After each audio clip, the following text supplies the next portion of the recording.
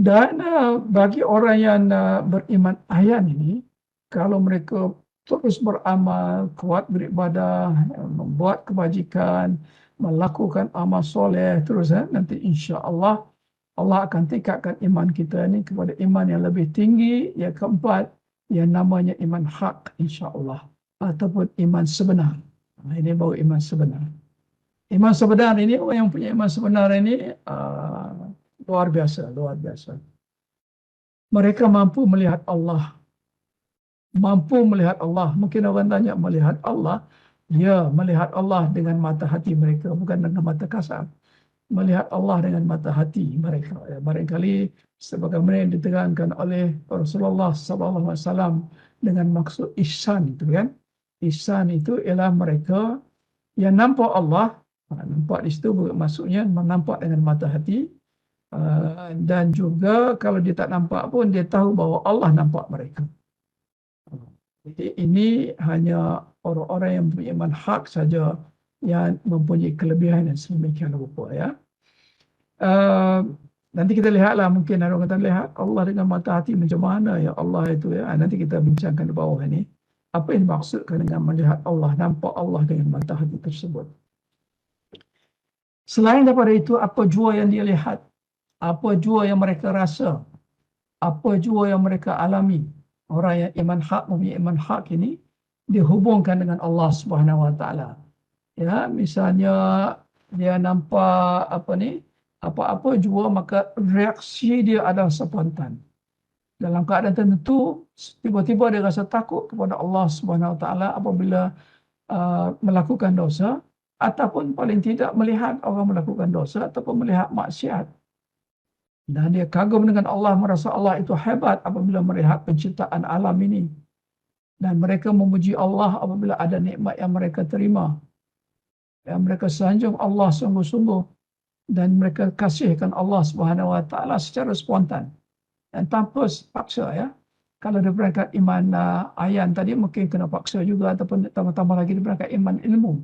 Kita nak merasa gemetar apabila menggemetar hati kita, sebagaimana yang diceritakan oleh Allah Subhanahu Wa Taala apabila mendengar orang menyebut nama Allah.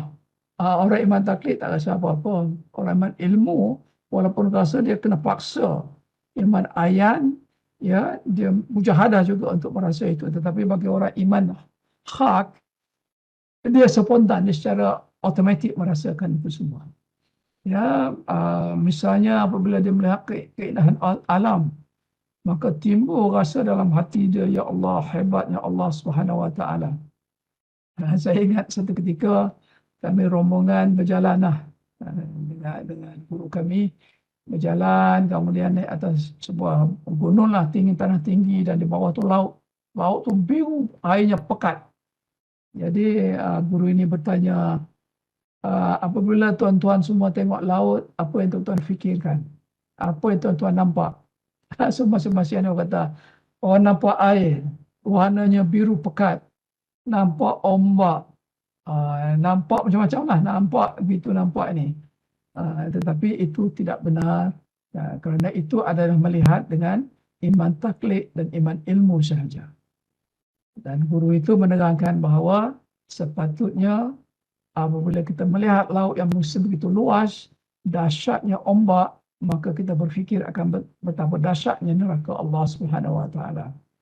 Jadi dia nampak apa yang ini, dan betapa hebatnya Allah menjadikan laut yang sebegitu luas, yang begitu dalamnya itu banyak khazanah-khazanah lain. Begitu juga apabila mendapat perkara yang menggembirakan, maka timbul dalam hati mereka rasa kasih sayang Allah kepada mereka, rasa sifat penyayang Allah kepada mereka itu. Dan begitu juga apabila tersempat dengan dosa, tiba-tiba secara spontan, secara otomatis mereka rasa takut, ya, kepada Allah Subhanahu Wa Taala, seumpama mereka tersempak dengan binatang buas, seumpama harimau, dan begitulah sebagainya. Saya dengan izin Allah Subhanahu Wa Taala pernah berjumpalah dengan orang yang takut kepada maksiat seumpama takut kepada binatang buas.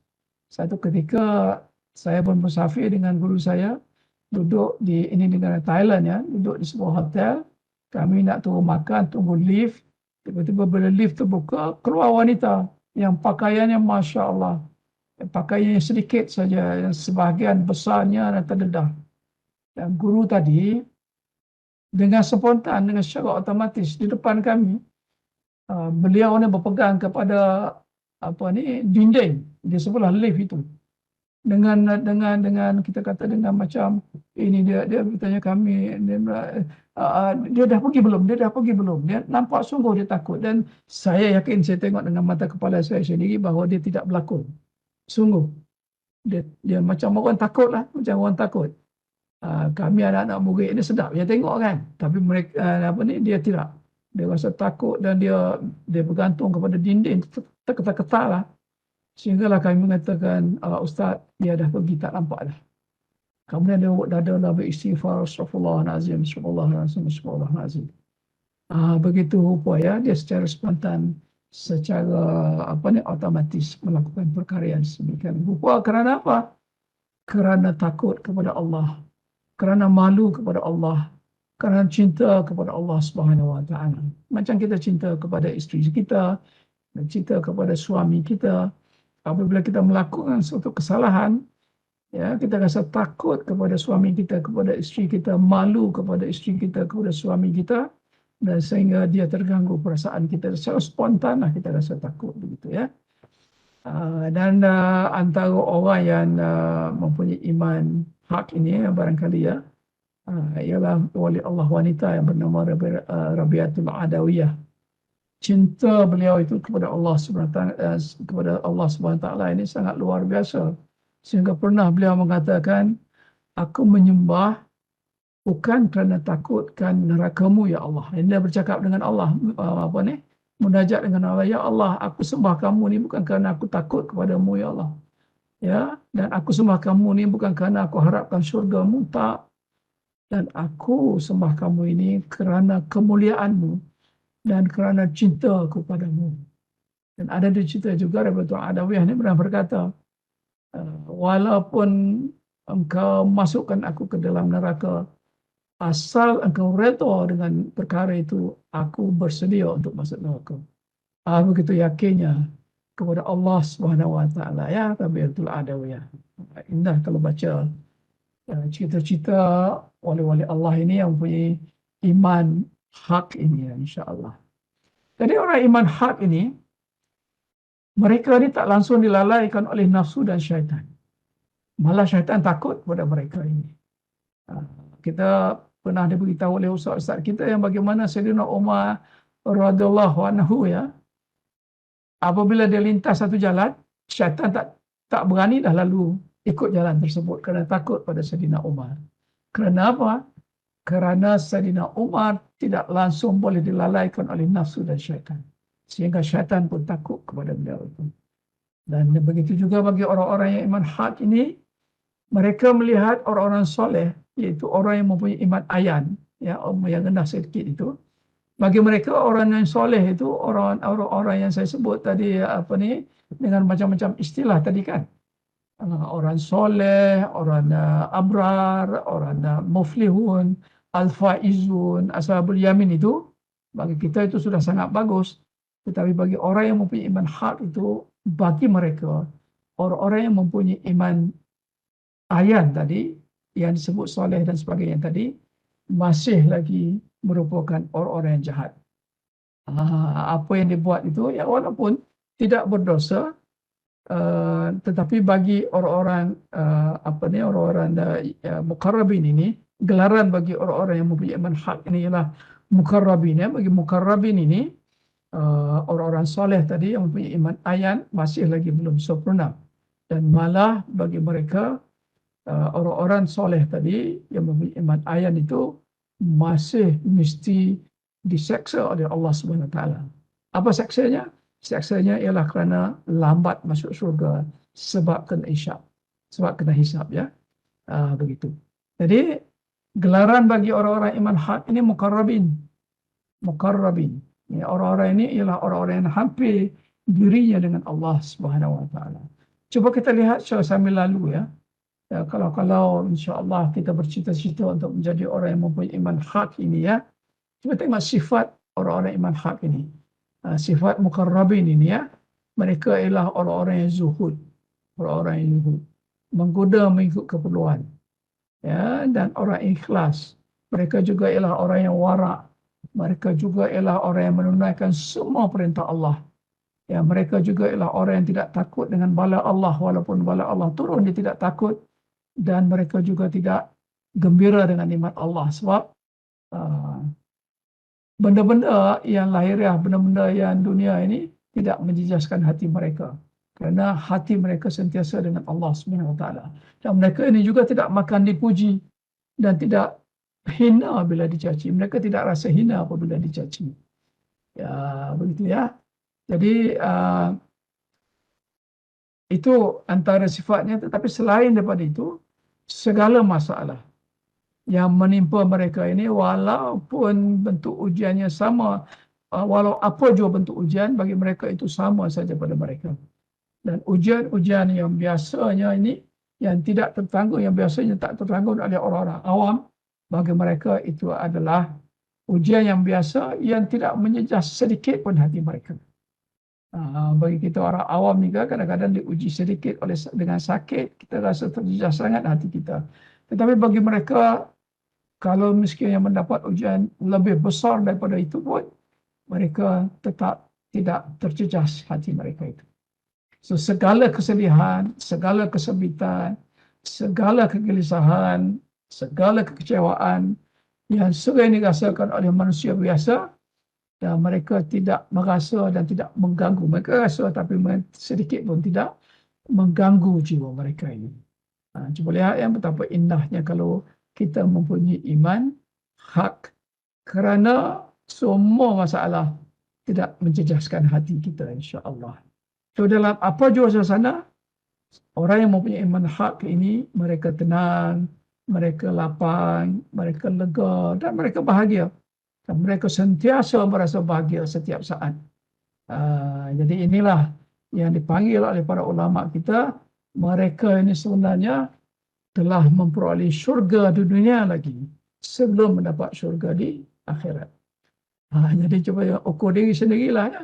Kalau sekarang ni, kalau ada apa jua masalah, kita tak terjejas hati kita, sama ada diuji dengan nikmat ataupun derita, dan kita sentiasa bahagia sahaja, tandanya insya-Allah Allah telah kirimkan kepada kita syurga di dunia ini sebelum Allah kurniakan syurga di akhirat nanti, insya-Allah. Walau bagaimanapun, walaupun telah diberikan syurga oleh Allah di dunia ini, hati orang-orang muqarrabin ini tak langsung terpaut pada dunia. Tak langsung terpaut pada dunia. Pada mereka dunia ini tak ada nilai apa-apa. Harta benda, wang ringgit, pangkat, derajat, keseronokan sekalian lain itu pada mereka seumpama najis dan bangkai. Sebab itu kita lihat ya, orang yang punya iman hak ini, misalnya Sayyidina Abu Bakar, Sayyidina Umar Al-Khattab, Sayyidina Abdurrahman bin Auf, Sayyidina Osman bin Affan, Sayyidina Zubair Al-Awam, semua mereka ini orang-orang kaya, tetapi kekayaan mereka itu tidak ada di hati mereka. Kekayaan itu ada letak di tangan saja.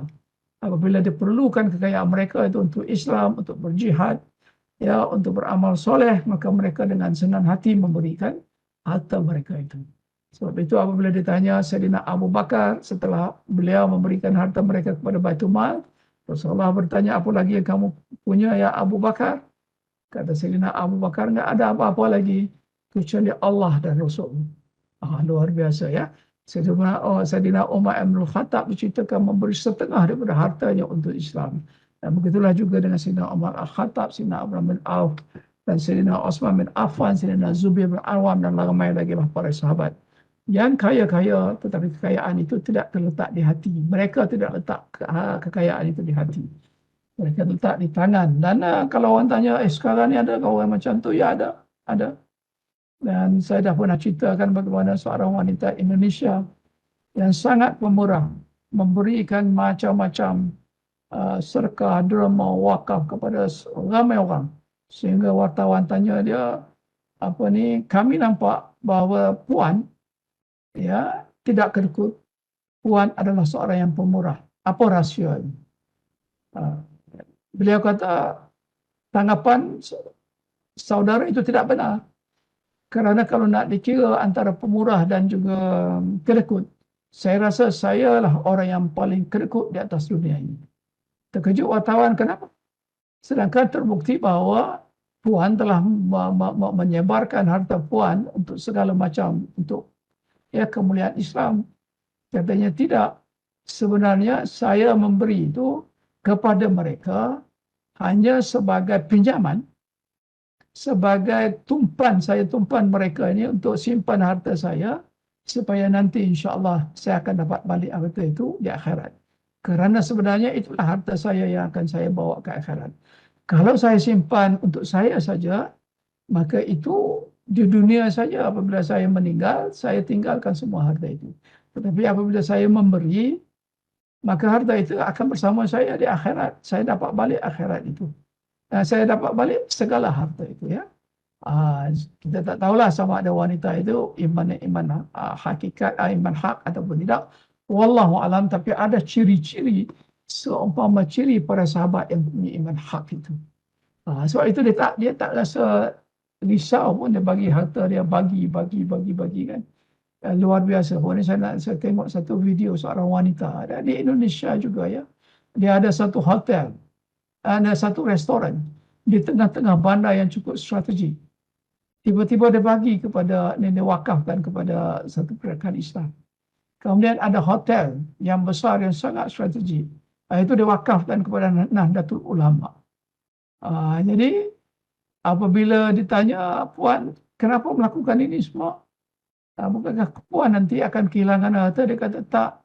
Apabila saya bagi, harta saya bertambah-tambah. Makin banyak rezeki saya, makin banyak. Jadi itulah orang yang mempunyai iman yang tinggi ini, tidak rasa terjejas hatinya walaupun hartanya diberikan kepada orang lain dengan cara sedekah dan sebagainya. Jadi orang-orang mukarrabin ini yang punya iman hak ini, mereka inilah yang menguasai dan menawan 3 suku dunia. Yang pada satu ketika Islam telah berjaya menawan 3 suku dunia. Oleh siapa? Oleh orang-orang mukarrabin. Bukan oleh orang-orang yang beriman taklid. Bukan oleh orang-orang yang beriman ilmu. Tetapi orang-orang yang beriman hak, iaitu para mukarrabin. Ya, Allah bagi kepada mereka 3 suku dunia, dan mereka telah dapat menegakkan sebuah sistem pemerintahan yang benar-benar aman, benar-benar makmur, lagi diredai oleh Allah Subhanahu Wa Taala. Inilah iman kekasih-kekasih Allah, ya, dan termasuk sahabat-sahabat Rasulullah Sallallahu Alaihi Wasallam. Jadi kalau kita di ISTAF ini mau mencapai kejayaan, mau menguasai ilmu, ya, mau menyebarkan minda kita dan menentang minda-minda yang tidak benar di sisi Islam, maka kita tingkatkan iman kita ke peringkat tingkat iman orang mukarrabin, iaitu tingkat iman hak ini, insya-Allah. Dengarnya nampak senang, tetapi sebenarnya tak senang, ya.